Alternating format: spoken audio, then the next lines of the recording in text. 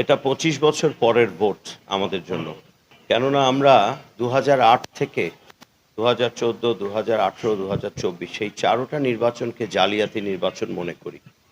সেজন্য এটা ২৫ বছর পর বাংলাদেশ আবার একটি সুষ্ঠু এবং নিরপেক্ষভাবে অনুষ্ঠিত নির্বাচনে অংশগ্রহণ করছে বলে আমি বিশ্বাস করতে চাই। আরও কয়েক ঘন্টা বাকি, তাই পুরোপুরি বললাম না যে এটা সর্বোচ্চ পর্যায়ের সুষ্ঠু এবং নিরপেক্ষ। তবে আমি পরিবেশ যা দেখছি, আমার এখনো আমার আসনে তেমন কোনো কিছু মনে হয়নি যেটা চোখে পড়ার মতো। কিন্তু একটা বিষয় আমার মনে হয়েছে যে ভোটের হার এবং উপস্থিতি কিছু কিছু জায়গায় ভালো, কিছু কিছু জায়গায় সেই তুলনায় একটু কম, কিছু কিছু জায়গায় একটু বেশি। তো এটা হয়তো বাস্তবতা।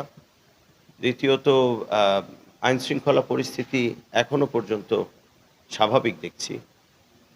আর হলো আম এই আমার তো খুব অবশ্যই, অবশ্যই। তবে তবে আমাদের কথা আছে, আমরা আরো বেশ কিছু সময় বাকি আছে। আমি বিশ্বাস করতে চাই যে এই সময়টার মধ্যে এমন কোনো ঘটনা ঘটবে না, যে ঘটনাটা অনাকাঙ্ক্ষিত হবে এবং যে ঘটনা আনএক্সেপ্টেবল হবে। অতএব সেটা রেখেই বলতে চাই যে মানুষ যাকে পছন্দ করে, মানুষ যেই বিষয়কে পছন্দ করে এবং যে বিষয়গুলো নিয়ে যে দল এগিয়ে যাচ্ছে, সেই দল এবং তার প্রার্থীকে মানুষ যাদেরকে চান, তাদেরকেই তারা নির্বাচিত করবেন। সেটা আমি, আমার দল হলে আমি, অন্য কেউ হলে অন্য কেউ। সেখানে তো কোনো অসুবিধে আমার মনে হয় না থাকা আমাদের উচিত।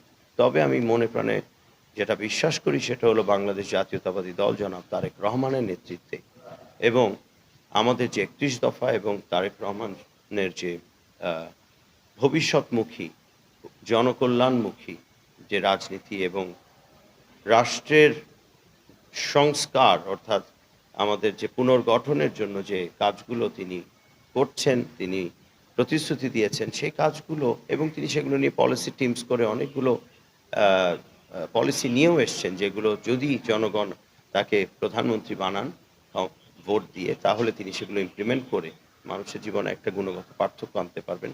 সেই অর্থে আমি মনে করি সেই জায়গা থেকে দেখলে বাংলাদেশ জাতীয়তাবাদী দলই আমার মনে হয় বিশাল ব্যবধানে প্রতিটি আসনে জিতবে বলে আমার চাওয়া এবং আমার বিশ্বাসও। দেখুন, সন্তুষ্টি একটি আপেক্ষিক ব্যাপার।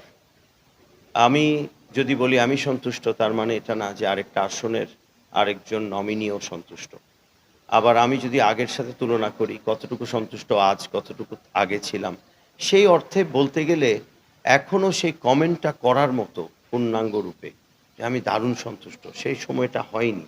কেননা আমাদের আরও ৩ ঘন্টা বাকি আছে বা ২.৫ ঘন্টা বাকি আছে। তো ৩ ঘন্টাই। তো আমি আবারও বলছি, আমি বিশ্বাস করতে চাই যে সুষ্ঠু এবং নিরপেক্ষভাবে এই নির্বাচন অনুষ্ঠিত হয়ে শেষ হবে বিকেলে এবং সুন্দর করে গণনাও হবে। গণনার বিষয়টি অনেক বড় বিষয়।